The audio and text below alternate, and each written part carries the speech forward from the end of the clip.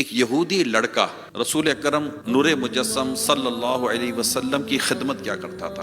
ایک دن میرے آقا صلی اللہ علیہ وسلم نے اسے نہ پایا، یعنی وہ نہیں تھا۔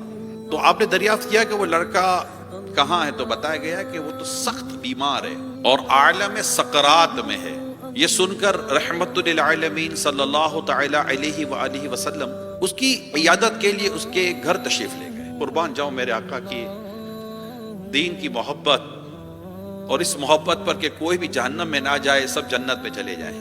پیارے آقا صلی اللہ تعالی علیہ وآلہ وسلم نے ارشاد فرمایا کلمہ پڑھ لو، سکرات کے عالم میں، اور آقا فرما رہے ہیں کلمہ پڑھ لو۔ یہ سن کر اس لڑکے نے اپنے باپ کی طرف ایک نظر کی تو باپ نے کہا ابو القاسم کی اطاعت کرو، یعنی جیسا یہ کہہ رہے ہیں نا ویسا کر لو۔ یہ سن کر وہ اسلام لے آیا۔ اس پر پیارے آقا صلی اللہ علیہ وسلم نے اللہ پاک کا شکر ادا کرتے ہوئے فرمایا اللہ تعالیٰ کا شکر ہے جس نے اسے جہنم سے بچا لیا۔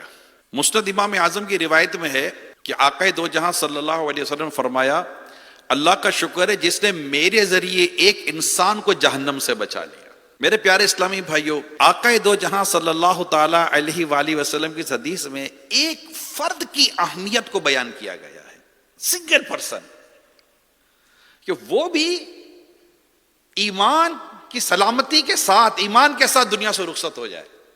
وہ بھی کیوں اس طرح جائے کہ اس کا ایمان نہ ہو اور وہ جہنم کی آگ میں جلے۔ ایک سجدہ نہیں کیا اس نے، ایک روزہ نہیں رکھا اس نے، ایک زکوٰۃ نہیں دی اس نے، صرف کلمہ پڑھتا ہے مسلمان ہوتا ہے، اور جو مسلمان ہوتا ہے اللہ پاک اس کے سارے پچھلے گناہ بخش دیتا ہے۔ اور آقا صلی اللہ علیہ وسلم نے بشارت دی کہ اللہ پاک کا شکر ادا کرتا ہوں جس نے میرے ذریعے اس کو جہنم کی آگ سے بچا لیا۔